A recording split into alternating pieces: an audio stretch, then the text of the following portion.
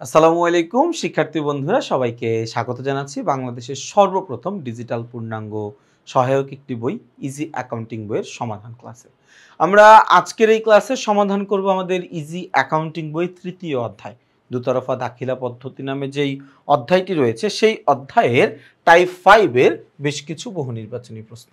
আমরা টাইপ 1, 2, 3, 4 বিগত ক্লাসগুলোতে আলোচনা করেছিলাম। আমরা আজকের এই ক্লাসে আলোচনা করছি টাইপ 5 নিয়ে, এবং আমাদের প্রতিটি অধ্যায়ের সর্বশেষ যে টাইপটি থাকে সেটার নাম আমরা দেই গাণিতিক সমস্যাবলী। তার কারণ আমাদের এসএসসি পরীক্ষায় যে 30 নম্বরের এমসিকিউ পরীক্ষা হবে, এই যে 30 নম্বরের এমসিকিউ পরীক্ষা হবে, এই 30 নম্বরের মধ্যে সবসময় কিন্তু 5 থেকে 7 নাম্বার এই জিনিসটা কিন্তু আমাদের থাকে ম্যাথ থেকে। এই হিসাব বিজ্ঞানের কোন জায়গা থেকে? ম্যাথ থেকে কিন্তু এই 5 থেকে 7 নাম্বারের মতো আসে। তো এই 5 থেকে 7 নাম্বার কিন্তু অনেক বড় একটা পার্সেন্টেজ 30 নাম্বারের তুলনায়। তো এইটুকু নাম্বার কিন্তু আমাদেরকে পেতে হবে। তার কারণ তুমি দেখো, তুমি যদি ম্যাথগুলো না পারো তাহলে হয়তো তুমি সর্বোচ্চ নাম্বার পেলে তুমি এমসিকিউতে 25 পাবা, অথবা তুমি সর্বোচ্চ নাম্বার পেলে এমসিকিউতে 23 পাবা। এবং 25 বা 23 দুইটার একটাও কিন্তু খুবই ভালো নাম্বার না হিসাব বিজ্ঞানে ভালো রেজাল্ট করার জন্য। আমাদেরকে যেভাবেই হোক এমসিকিউতে 27, 28, 29 তুলতেই হবে। এবং এই যে তোমরা 27, 28, 29 তুলবা এমসিকিউতে, এটার জন্য কিন্তু আমাদের এই ইজি অ্যাকাউন্টিং বইটা তোমাদেরকে সর্বোচ্চ সহযোগিতা করবে। তার কারণ আমরা এই বইয়ের মধ্যে এমসিকিউ নিজেরা তো আলোচনা করেছি, উত্তর কেন, ঘ নাম্বারটা কেন উত্তর হইল এটা যেমন আমরা আলোচনা করেছি, ক, খ, গ মানে বাকি 3টা অপশন কেন উত্তর না এটাও আমরা আলোচনা করেছি। প্রশ্নটা কি হইলে এই জায়গা থেকে কোনটা উত্তর দিতে, সোজা কথা হচ্ছে তোমরা এই ক্লাসগুলো এমসিকিউ সিরিজের ক্লাসগুলো করেই তোমরা দেখতেছো যে আমার একটা এমসিকিউ ক্লাস অনেক বড় হয়ে যাচ্ছে, সবগুলো অলমোস্ট 1 ঘন্টার কাছাকাছি। তার কারণ আমি শুধুমাত্র এই ক্লাসে এসে প্রশ্ন পড়ছি না, আমরা পুরো প্রশ্নটা বিস্তারিতভাবে ব্যাখ্যা বিশ্লেষণ করে এরপরে কিন্তু আমরা সামনের দিকে আগাচ্ছি, তাই না? আচ্ছা, একটা প্রশ্ন পড়তে হবে, প্রশ্নের জন্য উদ্দীপক পড়তে হবে। বলা আছে রথি ব্রাদার্সের প্রারম্ভিক মূলধন 80,000 টাকা, উত্তোলন 20,000 টাকা এবং সমাপনী মূলধনের পরিমাণ কত? সমাপনী মূলধনের পরিমাণ হচ্ছে 80,000 টাকা। এই সমাপনী মূলধনের পরিমাণ কত? সমাপনী মূলধনের পরিমাণ হচ্ছে 80,000 টাকা।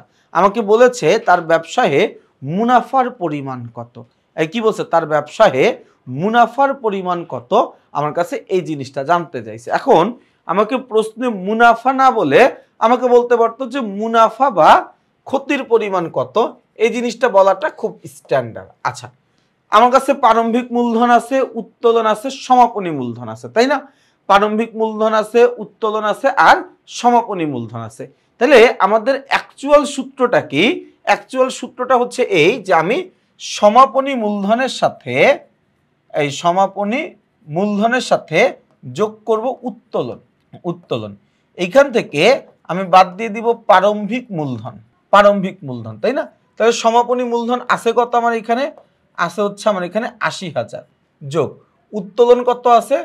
উত্তোলন আছে হচ্ছে আমার এখানে 20,000, বাদ দিয়ে দিব প্রারম্ভিক মূলধন কত? 80,000 টাকা, তাই না? আচ্ছা, তাহলে 80,000 আর 20,000 যোগ করলে 1 লক্ষ টাকা মাইনাস 20,000, আচ্ছা মাইনাস হচ্ছে 80,000, 1, 2, 3, 80,000। তাহলে করলে কত আসে ভাইয়া? এখানে করলে আমার আসে হচ্ছে 20,000 টাকা। তাহলে ভাইয়া আমার এখানে মুনাফার পরিমাণ কত? মুনাফার পরিমাণ হচ্ছে 20,000 টাকা। এই মুনাফার পরিমাণ কত? 20,000 টাকা। একটু খেয়াল রাখা লাগবে ভাইয়া, এখানে লাভ বা ক্ষতির একটা সূত্র আছে, সূত্রটা জানতে পারলে আমাদের জন্য খুব একটা অসুবিধা কোনো কিছু তো হবে না। সূত্রটা জানা দরকার আমাদের জন্য। সূত্রটা হচ্ছে লাভ বা ক্ষতি সমান সমান সমাপনী মূলধন। এই সমাপনী মূলধনের সাথে আমার যোগ করতে হবে উত্তোলন। সমাপনী মূলধনের সাথে যোগ করব উত্তোলন, এবং এই জায়গা থেকে আমি বাদ দিয়ে দিব হচ্ছে প্রারম্ভিক মূলধন যোগ অতিরিক্ত মূলধন। আচ্ছা, এটা হচ্ছে অ্যাকচুয়ালি আমাদের লাভ ক্ষতি বের করার সূত্র, তাই না? তাহলে এই সূত্রটা অ্যাপ্লাই করলেই কিন্তু কি আমাদের যে রেজাল্ট এটা কিন্তু আমরা পেয়ে যাই, তাই না? তাহলে এখানে রেজাল্ট আসে কত ভাইয়া? আসে হচ্ছে এখানে 20,000 টাকা। কত টাকা ভাইয়া? 20,000 টাকা। ওকে, এরপরের প্রশ্ন আমাকে বলেছে যে রথি ব্রাদার্সের ব্যবসায়ে কোন হিসাব সংরক্ষণের গুরুত্ব কম? আচ্ছা, উদ্দীপকের রথি ব্রাদার্সের একটা হিসাব বলা ছিল। রথি ব্রাদার্স এখানে একটা মানে যেই পদ্ধতিতে অঙ্কটা তারা করেছে বা যে পদ্ধতিতে তারা হিসাব সংরক্ষণ করেছে সেটা হচ্ছে একতরফা দাখিলা পদ্ধতি, তাই না? আচ্ছা, এবং একতরফা দাখিলা পদ্ধতিতে নামিক হিসাবগুলো অন্তর্ভুক্ত করা হয় না। কি হিসাব ভাইয়া? নামিক হিসাব। আচ্ছা, নামিক হিসাব কি কি ভাইয়া? নামিক হিসাব হচ্ছে আমার আয়বাচক হিসাব, নামিক হিসাব হচ্ছে আমার ব্যয়বাচক হিসাব। অর্থাৎ আমার একতরফা দাখিলা পদ্ধতির প্রশ্নগুলোতে আয় ব্যয়বাচক লেনদেন থাকে না, তার কারণ আমরা আয় এবং ব্যয়বাচক লেনদেনগুলোকে একদমই বিবেচনায় নেই না। তাহলে বিবেচনায় নেই না মানে কি? সংরক্ষণের কোনো গুরুত্ব থাকে না। তাহলে উত্তর হচ্ছে সংরক্ষণের গুরুত্ব কম কোনটা? আয় ও ব্যয়বাচক হিসাবগুলো, আয় এবং ব্যয়বাচক হিসাবগুলো, তাই না? আচ্ছা, 87 নম্বর প্রশ্ন বলেছে প্রারম্ভিক মূলধন কত? প্রারম্ভিক মূলধন 80,000 টাকা, সমাপনী মূলধন 1 লক্ষ টাকা হলে লাভ ক্ষতির পরিমাণ কত? আমরা কিছুক্ষণ আগে একটা লাভ ক্ষতির সূত্র দেখছিলাম, লাভ বা ক্ষতি, এটা বের করার সূত্র কি? সূত্র হচ্ছে সমাপনী মূলধন যোগ উত্তোলন। সমাপনী মূলধন যোগ উত্তোলন মাইনাস প্রারম্ভিক মূলধন যোগ অতিরিক্ত মূলধন, তাই না? এই সূত্রটা একটু মুখস্থ করে ফেললো ভাইয়া। আমি কিন্তু এরপর থেকে আর সূত্রটা লিখবো না, আমি ডিরেক্ট বলে দিব যে আমরা এখানে লাভ ক্ষতির সূত্র ব্যবহার করতেছি। এটা একটু মুখস্থ করে ফেললো। প্রারম্ভিক মূলধন সমাপনী মূলধন, তাই না? আচ্ছা, তাহলে সমাপনী মূলধন দেওয়া আছে কত? 1 লক্ষ। 1 2 3 4 5। উত্তোলনের পরিমাণ দেওয়া নাই, মাইনাস প্রারম্ভিক মূলধন দেওয়া আছে কত? 80,000। 1 2 3 4। অতিরিক্ত মূলধন দেওয়া নাই, তাই না? তাহলে 1 লাখ থেকে 80,000 টাকা বাদ দিলে কত? 20,000 টাকা। তাইলে লাভ বা ক্ষতির পরিমাণ কত? লাভ বা ক্ষতির পরিমাণ 20,000। খেয়াল করে দেখো ভাইয়া, আমার অ্যামাউন্টটা পজিটিভ আসছে, এই কারণে লাভ হয়েছে। যদি অ্যামাউন্টটা আমার নেগেটিভ আসতো, মাইনাস ফিগারে আসতো, তাহলে কিন্তু এটা আমার জন্য ক্ষতি হয়ে যাইতো। তাহলে উত্তর কি? উত্তর হচ্ছে ক। 87-র উত্তর কত? 87-র উত্তর হচ্ছে ক। চলে যাব প্রশ্ন নাম্বার 88। 88 নম্বর প্রশ্নে কি বলেছে? বলেছে যে প্রারম্ভিক পাওনাদার 6,000 টাকা, ধারে ক্রয় 4,000 টাকা, সমাপনী পাওনাদার 2,000 টাকা হলে পাওনাদারকে কত টাকা পরিশোধ করা হয়? একটু খেয়াল করে দেখো, আমার বছরের শুরুতে আমার পাওনাদার যেটা ছিল সেটার নাম কি? সেটার নাম হচ্ছে প্রারম্ভিক পাওনাদার। প্রারম্ভিক, এই বছরের শুরুতে আমার পাওনাদার যেটা ছিল ওটার নাম কি ভাইয়া? ওটার নাম হচ্ছে প্রারম্ভিক পাওনাদার। আচ্ছা, প্রারম্ভিক পাওনাদার কত টাকা ভাইয়া? প্রারম্ভিক পাওনাদার হচ্ছে আমার 6,000 টাকা। এটা আমার বছরের শুরুতে ছিল। সারা বছর ধরে আমি ধারে ক্রয় করছি, এই সারা বছর ধরে আমি ধারে ক্রয় করছি। আমরা সবাই কি জানি? যদি আমি ধারে ক্রয় করি ভাইয়া, আমি যদি ধারে ক্রয় করি,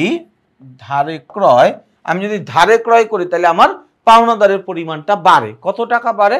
4,000 টাকা বাড়ে। ওকে, তার মানে আমার কাছে ওই বছরে মোট পাওনাদারের পরিমাণ আমার দাঁড়াইছিল 10,000 টাকা। কত টাকা? 10,000 টাকা।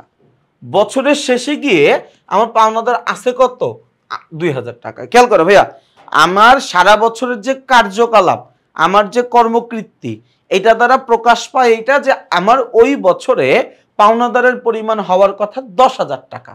কিন্তু আমার প্রশ্নে বলতেছে যে তোমার সমাপনী পাওনাদার আছে 2,000 টাকা। তার মানে বাকি 8,000 টাকা কই গেছে? আমি পরিশোধ করে দিছি। তাহলে আমার যে বললো পরিশোধের পরিমাণ, তাহলে আমি পরিশোধের পরিমাণ বের করতে পারি কি? এখান থেকে বাদ সমাপনী পাওনাদার। সমাপনী পাওনাদার কত? সমাপনী পাওনাদার 2,000। তাইলে এখন আমার তাহলে পরিশোধের পরিমাণ বের হয়ে যাবে। পরিশোধ কত টাকা? 8,000 টাকা। এই পরিশোধ কত টাকা? 8,000 টাকা। তাহলে উত্তর কি? উত্তর হচ্ছে খ। এই উত্তর কি? উত্তর হচ্ছে আমাদের জন্য খ। আচ্ছা, 89 নম্বর প্রশ্নে কি বলছে? বলছে একতরফা দাখিলা পদ্ধতিতে সাধারণত কোন হিসাব সংরক্ষণ হয় না? সাধারণত আমার নামিক হিসাবগুলো অন্তর্ভুক্ত হয় না। কি হিসাবগুলো ভাইয়া? নামিক হিসাবগুলো। নামিক হিসাব কি আছে? আয়বাচক হিসাব, এটা একটা নামিক হিসাব। ব্যয়বাচক হিসাব, এটা একটা নামিক হিসাব। তাহলে 1 ও 3, 1 ও 3 কোথায় আছে ভাইয়া? 1 ও 3 আছে খ নাম্বারে। তাহলে আমাদের উত্তর হচ্ছে খ।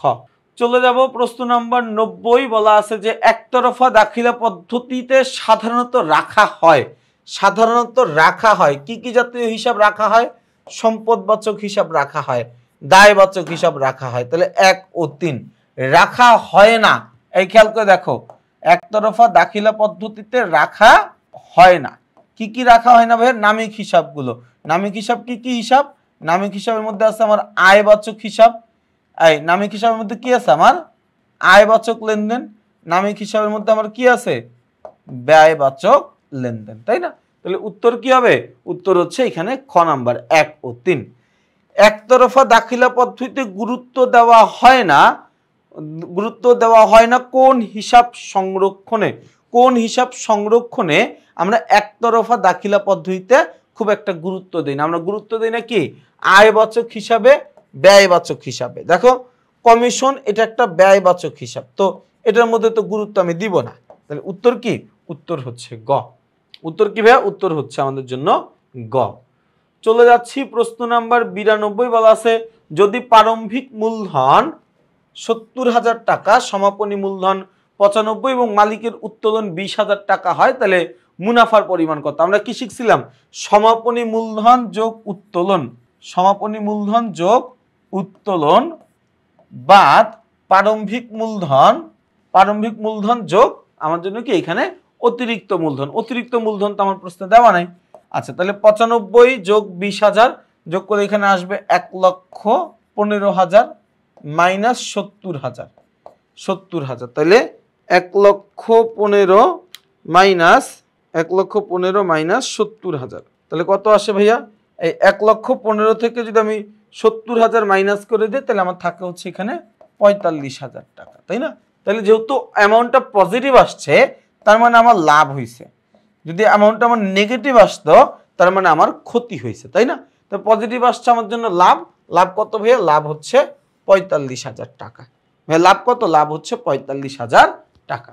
ওকে, এই পর্যন্ত বোঝা গেল। চলে যাব প্রশ্ন নাম্বার 93। কি বলা আছে? বলা আছে যদি মিস্টার মাসুদের প্রারম্ভিক মূলধন 44,575 টাকা, সমাপনী মূলধন 87,375 টাকা হয়, তিনি বছরের মাঝামাঝি সময়ে 12,000 টাকা ব্যবসায়ের নগদ আনয়ন করে এবং 6,000 টাকা নগদ ব্যবসায়তে উত্তোলন করে। আমাকে বলছে লাভ বা ক্ষতির পরিমাণ কত? লাভ ক্ষতির সূত্র অ্যাপ্লাই করবো ভাইয়া। লাভ ক্ষতির সূত্র কি ছিল? সমাপনী মূলধন যোগ উত্তোলন। সমাপনী মূলধন কত? 87,375। এই কত ভাইয়া?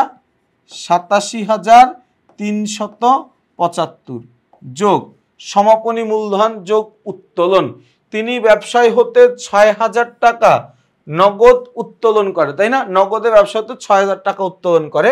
তাহলে এখানে 1, 2, 3 এটা হচ্ছে আমার জন্য উত্তোলন মাইনাস, এরপর কি প্রারম্ভিক মূলধন, তাই না?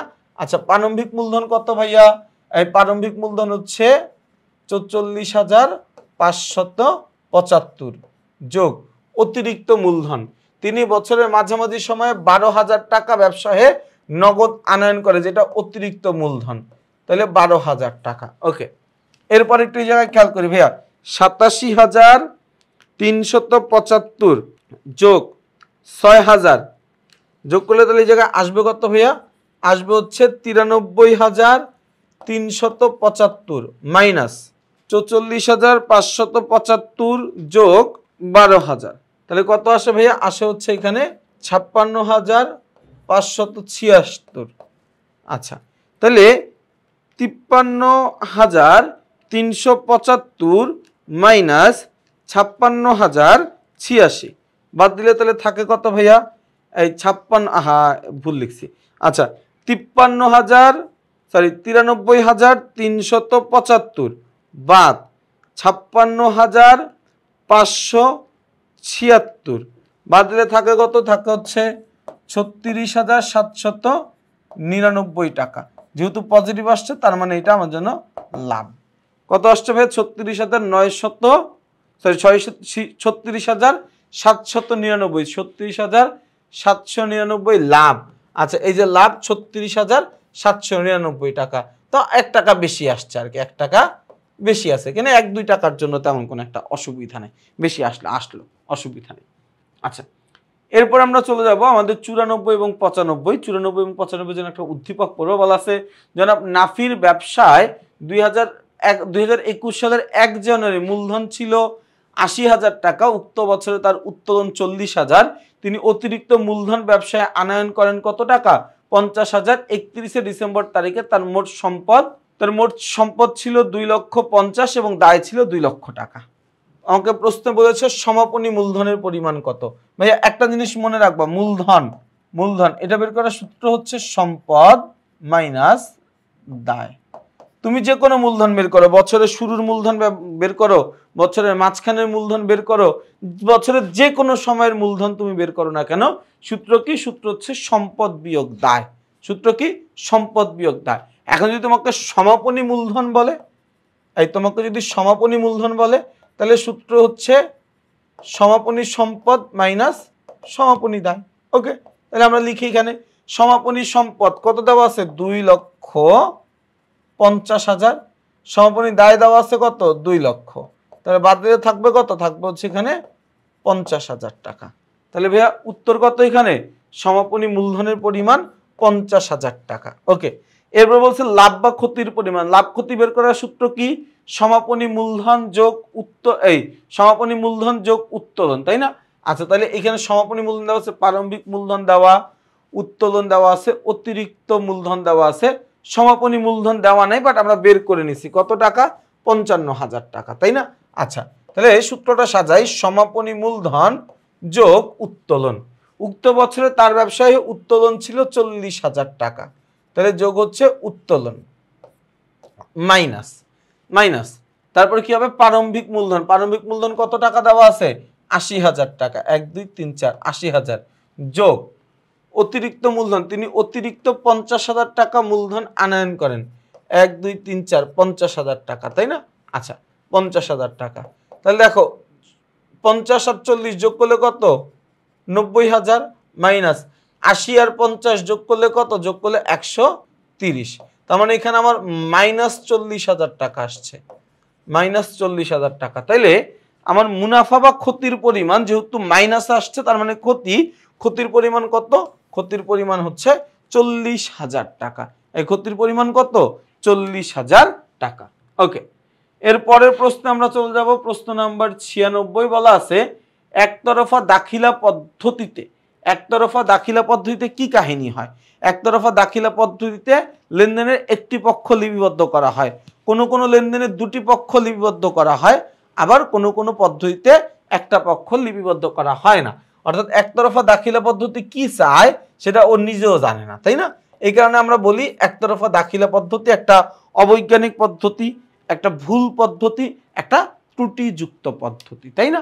ওকে, এরপরে আমরা চলে যাব 96 এর পরে প্রশ্ন নাম্বার 97।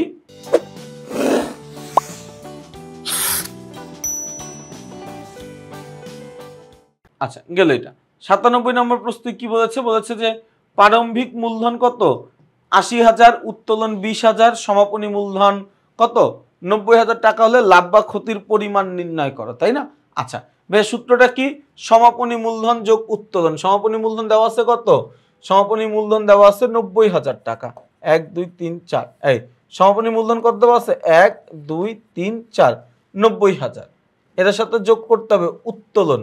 সমাপনী মূলধন এত, উত্তোলন কত? উত্তোলন হচ্ছে 20,000 টাকা। 20,000 বাদ দিয়ে দিব কি একটা প্রারম্ভিক মূলধনের পরিমাণ। প্রারম্ভিক মূলধন কত? 80,000। প্রারম্ভিক মূলধনের সাথে যোগ করার জন্য অতিরিক্ত মূলধন আমার এই প্রশ্নে দেওয়া নাই, তাই না? আচ্ছা 90,000 আর 20,000 যোগ করলে 1,10,000 মাইনাস হচ্ছে এখানে 80,000, তাহলে এখানে থাকবে কত? 30,000। যেহেতু অ্যামাউন্টটা পজিটিভ আসছে, তার মানে আমার ব্যবসায় লাভ হয়েছে। এই ব্যবসায় কি হয়েছে? ব্যবসায় লাভ হয়েছে। কত টাকা লাভ হয়েছে ভাইয়া? ব্যবসায় লাভ হয়েছে হচ্ছে আমার 30,000 টাকা। এই ব্যবসায় লাভ হয়েছে কত? লাভ হয়েছে আমার এখানে 30,000 টাকা। এরপরে আমাদের 98 এবং 99 নম্বর প্রশ্নের জন্য আমরা একটা উদ্দীপক পড়বো। বলা আছে জনাব জাহান নগদ 10,000 টাকা নিয়ে ব্যবসায় আরম্ভ করেন। মাস শেষে দেখা যায় ব্যবসায়ী নগদ 1500 টাকা এবং 500 টাকার পণ্য উত্তোলন করেছেন। আমাকে প্রশ্নে বলেছে মাস শেষে জনাব জাহানের স্বত্বাধিকারের পরিমাণ কত টাকা। খেয়াল করো ভাইয়া, জনাব জাহান নগদ কয় টাকা নিয়ে ব্যবসা শুরু করে? নগদ 10,000 টাকা নিয়ে ব্যবসায় আরম্ভ করেন। মাস শেষে দেখা যায় তিনি ব্যবসায়ে নগদ 1500 টাকা এবং 500 টাকার পণ্য উত্তোলন করেছেন। আমাকে 98 নম্বর প্রশ্নে আমার কাছে জানতে চেয়েছে যে মাস শেষে জনাব জাহানের স্বত্বাধিকারের পরিমাণ কত, অর্থাৎ এই ব্যবসায়ে মালিকের কতটুকু অধিকার আছে, এই অধিকারটুকুর পরিমাণ বের করতে হবে। এন্ড এটা বের করার রাস্তা হচ্ছে দুইটা। এক, আমি করতে পারি কি, আমার সম্পত্তি থেকে দায়ের পরিমাণ বাদ দিয়ে দিতে পারি, তাহলে আমার মালিকানা সত্ত্ব আসবে। এবং এই সূত্রটা আসলে আমরা 90% ক্ষেত্রেই ব্যবহার করতে পারি না, তার কারণ ওই পরিমাণের এলিমেন্ট আমার প্রশ্নে দেওয়া থাকে না, অর্থাৎ দায়ের পরিমাণ হয়তোবা থাকে না বা সম্পত্তির পরিমাণ থাকে না, হয়তোবা জিনিসটা থাকলেও খুবই কমপ্লেক্স আকারে থাকে, যেটা আসলে আমাদের পক্ষে ক্যালকুলেশন করা কিছুটা কষ্টকর বা সময় সাপেক্ষ হয়ে যায়। এর চাইতে ভালো সহজ আরেকটা সূত্র আছে, সেটা হচ্ছে মূলধন যোগ আয় বিয়োগ ব্যয় বিয়োগ উত্তোলন। আমরা চাইলে এই সূত্রটা ব্যবহার করতে পারি। তাইলে মূলধন মানে কি, মালিক ব্যবসায়ে যা কিছু দিছে সেটা আমার জন্য মূলধন। কত? 10,000 টাকা। 10,000 টাকা। আয়, আমার এই ব্যবসায় কোনো ধরনের কোনো আয় নাই। ব্যয়, আমার এই ব্যবসায় কোনো ধরনের কোনো ব্যয় নাই। উত্তোলন কি আছে, তিনি মাস শেষে নগদ 1500 500 টাকার পণ্যদ্রব্য, অর্থাৎ টোটাল 2000 টাকা সে উত্তোলন করে। 10,000 টাকা থেকে 2000 টাকা বাদ দিলে থাকবে কত?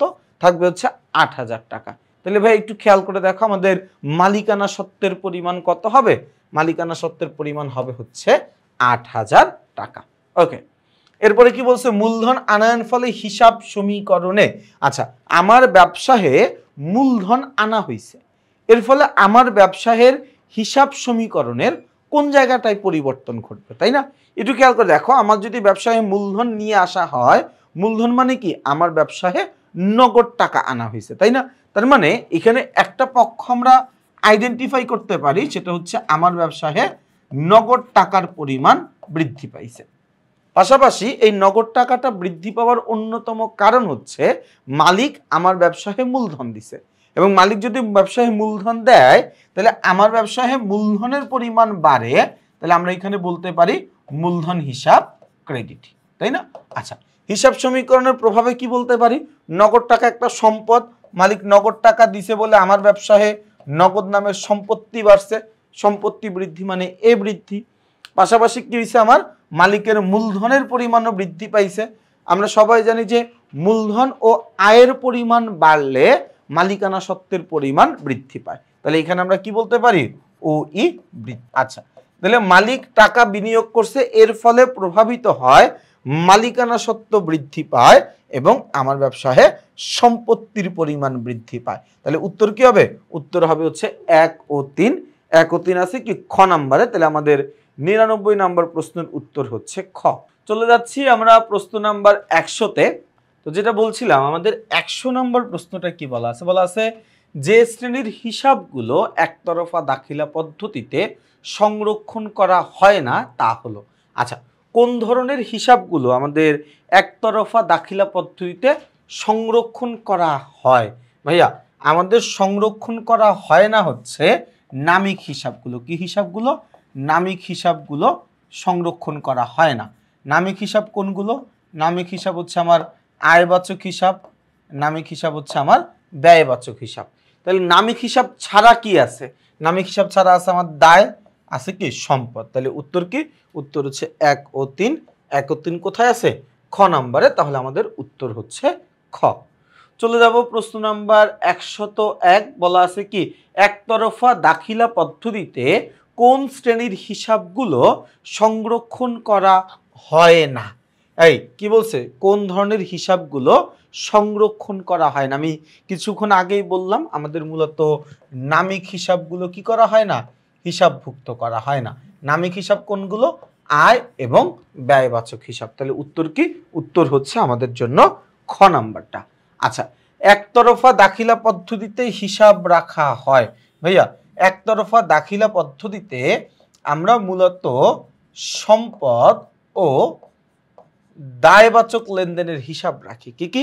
সম্পদ এবং দায়বাচক লেনদেনের হিসাব রাখি। তাহলে সম্পদ আর দায় কি কি আছে? এই যে দেখো, দেনাদার এটা একটা সম্পদ, ঋণ এটা একটা দায়, প্রাপ্তবার্তা এটা আমার জন্য একটা আয়, এবং এটা আমার একতরফা দাখিলা পদ্ধতিতে অন্তর্ভুক্ত হয় না বা লিপিবদ্ধ হয় না। তাহলে এটাকে আমি কি করব না, এখানে অন্তর্ভুক্ত করব না। তাহলে উত্তর কি? 1 ও 3। ওকে, এরপরে দেখো আমাদের উদ্দীপকটা পড়ে একটা অঙ্কের সমাধান করতে হবে। কি বলা আছে ভাইয়া দেখি। আমাদের প্রশ্নে আমাদেরকে বলছে যে এ প্রতিষ্ঠানের প্রারম্ভিক মূলধন ৮০,০০০ টাকা, অতিরিক্ত মূলধন হচ্ছে ২৫,০০০ টাকা, উত্তোলন করেন হচ্ছে ২০,০০০ টাকা, বছর শেষে মোট দায় ও সম্পত্তির পরিমাণ ৪৫,০০০ আর ৫৫,০০০ টাকা। এ নাম্বার প্রশ্ন মানে ১০৩-এ বলেছে যে এ প্রতিষ্ঠানের, কোন প্রতিষ্ঠানের? এ প্রতিষ্ঠানটির সমাপনী মূলধনের পরিমাণ কত? ভাইয়া মূলধন বের করার সূত্র হচ্ছে এই মূলধন এটা বের করার সূত্র কি ভাইয়া? এই মূলধন বের করার সূত্র হচ্ছে সম্পদ বিয়োগ দায়। এখন আমার যদি সমাপনী মূলধন বলে তাহলে সমাপনী সম্পদ, যদি প্রারম্ভিক মূলধন বলে তাহলে প্রারম্ভিক মূলধন, তাই না? মানে যেই মূলধন বের করতে বলবে আমরা ওই সম্পত্তিটা, ওই দায়টা ব্যবহার করব। তাহলে আমার এখানে বছরের শেষে দায় আছে ৪৫,০০০, সম্পদ আছে ৫৫,০০০। ৫৫,০০০, ১,৫৫,০০০ টাকা থেকে ৪৫,০০০ টাকা বাদ দিলে থাকবে কত? ১,১০,০০০ টাকা। থাকবে কত ভাইয়া? থাকবে হচ্ছে ১,১০,০০০। আমাদের জন্য এই ১,১০,০০০ই কি উত্তর। প্রতিষ্ঠানটির লাভ বা ক্ষতি, ভাইয়া লাভ বা ক্ষতি এটা বের করার সূত্র কি ছিল? এই লাভ বা ক্ষতি এটা বের করার সূত্র ছিল হচ্ছে কি আমাদের জন্য সমাপনী মূলধন যোগ উত্তোলন। সমাপনী মূলধন আমি মাত্র বের করছি কত? ১,১০,০০০ টাকা যোগ উত্তোলন। উত্তোলন করে কত? উত্তোলন করে হচ্ছে আমার ২০,০০০ টাকা। ওকে, বাদ দিয়ে দিব প্রারম্ভিক মূলধন যোগ কি? প্রারম্ভিক মূলধন যোগ অতিরিক্ত মূলধন কত টাকা? ২৫,০০০ টাকা। ওকে, এখন ১,১০,০০০ যোগ ২০,০০০ যোগ করলে কত ভাইয়া? ১,৩০,০০০ মাইনাস ৮০,০০০ আর ২৫,০০০ করলে কত আসে? ১,০৫,০০০। তাইলে এখানে বাদ দিলে থাকতেছে কত? এই বাদ দিলে এখানে থাকবে হচ্ছে আমার ২৫,০০০ টাকা, এবং অ্যামাউন্টটা যেহেতু পজিটিভ তার মানে আমার এখানে লাভ হয়েছে। তাহলে কত ভাইয়া? উত্তর হচ্ছে ২৫,০০০ টাকা। উত্তর কত? লাভ ২৫,০০০ টাকা। ওকে, এর পরের প্রশ্নটা আমরা চলে যাব ১০৪ নাম্বার প্রশ্নের পরে। প্রশ্ন নাম্বার হচ্ছে ১০৫ এবং ৬।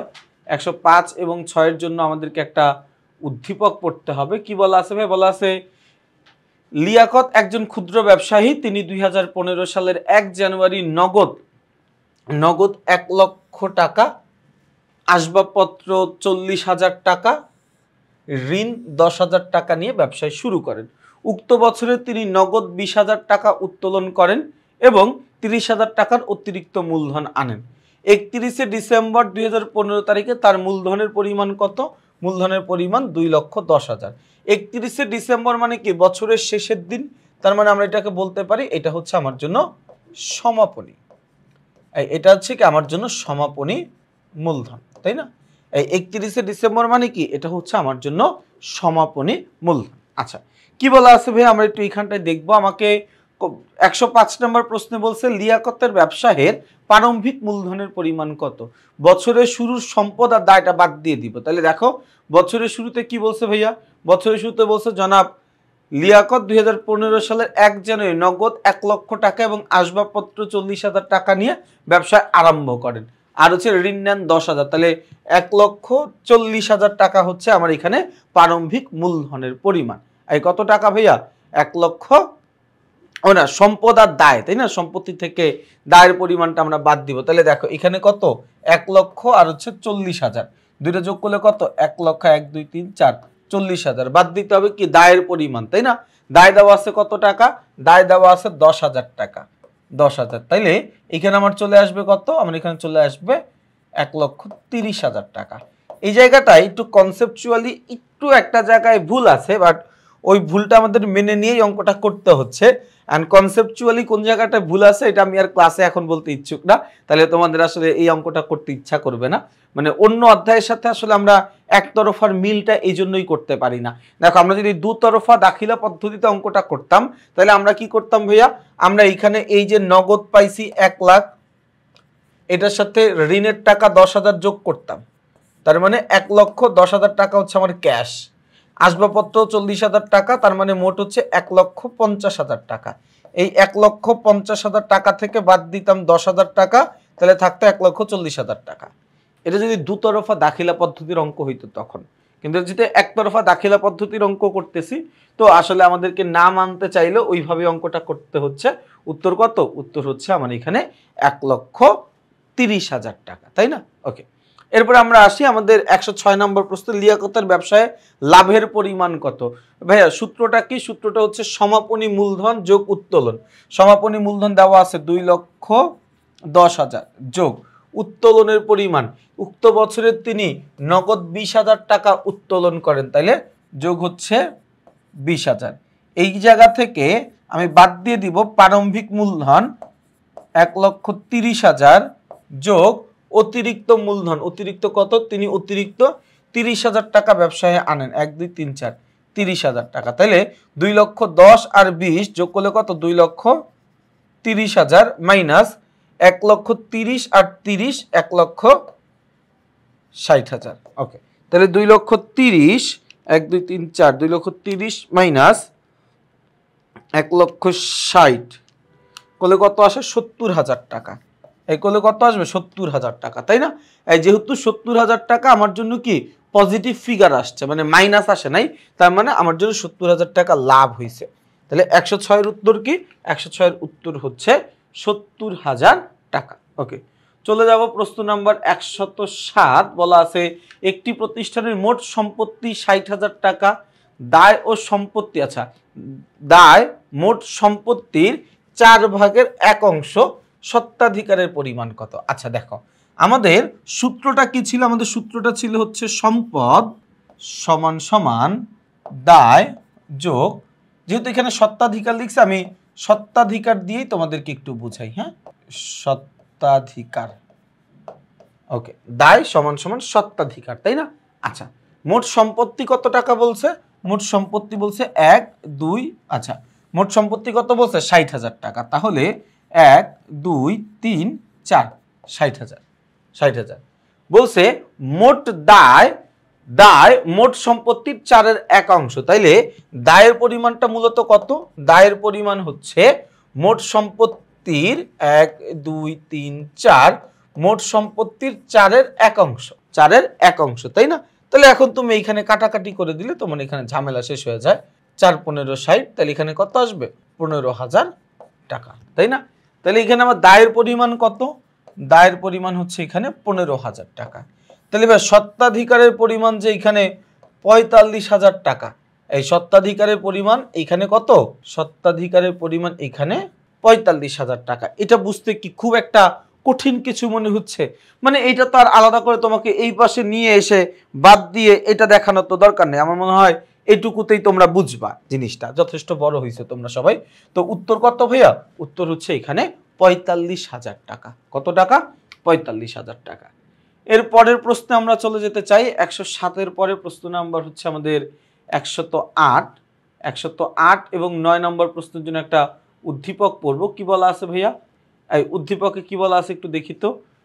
হ্যাঁ, উদ্দীপকে আমাদেরকে বলেছে যে মিরাজ একজন ব্যবসায়ী 2013 সালের 1 জুন তারিখে 20,000 টাকা নিয়ে 20,000 টাকা পণ্যদ্রব্য, তারপরে হচ্ছে 2 লক্ষ টাকা মূলধন বাবদ ব্যবসায় আনেন। 2 জুন তারিখে 2 জুন নগদ মাল ক্রয় করেন কত টাকা? 30,000 টাকা ও 5 জুন আসবাবপত্র ক্রয় করেন ফরহাদ অ্যান্ড কোং হতে 25,000 টাকা এবং বাকিতে পণ্য ক্রয় করেন 15,000 টাকা।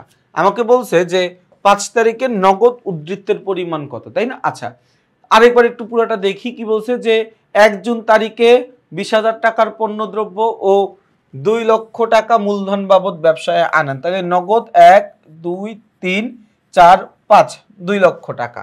2 জুন নগদে মাল ক্রয় করেন 30,000 টাকা, নগদে মাল ক্রয় করলে আমার ব্যবসায় থেকে নগদ টাকা চলে যায়, মাইনাস করতে হবে। 5 জুন তারিখে আসবাবপত্র ক্রয় করেন ফরহাদ এবং ফরহাদ অ্যান্ড কোং হতে, তাই না? তাহলে আমি কোনো কিছু ক্রয় করার সময় যদি কোনো ব্যক্তির নাম উল্লেখ করা থাকে তাহলে আমরা ধরেই নিচ্ছি লেনদেনটা বাকিতে হয়েছে, তাহলে ওইটার এখানে কোনো কাজ নাই। তারপরে হচ্ছে কি বাকিতে পণ্য ক্রয়, এরও কোনো কাজ নাই, তাহলে 2 লক্ষ থেকে 30,000 বাদ দিলে 1,70,000 টাকা। এ কত টাকা? 1,70,000 টাকা। তাহলে উত্তর কি হবে? উত্তর হচ্ছে 1,70,000 টাকা। উত্তর কি? উত্তর হচ্ছে খ। 109 নম্বর প্রশ্নে কি বলছে? বলছে যে জনাব মিরাজের ব্যবসায়ে কত টাকা অন্য প্রতিষ্ঠানের কাছে দেনা আছে। আচ্ছা, অন্য প্রতিষ্ঠান মিরাজের কাছে পায় কত টাকা, তাই না? দেখো তো ভাই, মিরাজ কি করছে? মিরাজ 5 জুন আসবাবপত্র ক্রয় করেন কত টাকা দিয়ে? 25,000 টাকা দিয়ে বাকিতে কিনে। আবার পণ্যদ্রব্য ক্রয় করে 15,000 টাকা দিয়ে, তাই না? তাহলে 25,000 যোগ 15,000, 3 শূন্য 3 শূন্য 5 5 5 10, 10 শূন্য হাতে আছে 1 4। কত টাকা ভাইয়া? এই কত টাকা? এই আমি হিসাব ভুল করছি নাকি আরেকবার দেখি। না, হিসাব ভুল করিনি, ঠিক আছে, 40,000 টাকা। এই কত টাকা? 40,000 টাকা। আছে অপশনে 40,000। তাহলে উত্তর কি? উত্তর হচ্ছে আমাদের এখানে গ নাম্বারটা। কত টাকা ভাইয়া? এই গ নাম্বারটা কত টাকা? উত্তর হচ্ছে 40,000 টাকা। এই উত্তর কত? উত্তর হচ্ছে আমার এখানে 40,000 টাকা, তাই না?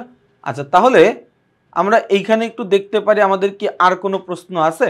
না, আমাদের এখানে আর কিন্তু কোনো প্রশ্ন নাই। আমাদের এখানে 109 পর্যন্তই প্রশ্ন ছিল। তাহলে দেখো ভাইয়া, আমরা এই যে আমাদের তৃতীয় অধ্যায় দুতরফা দাখিলা পদ্ধতি, আমরা কিন্তু পুরো অধ্যায়টা বিস্তারিতভাবে আলোচনা করেছি।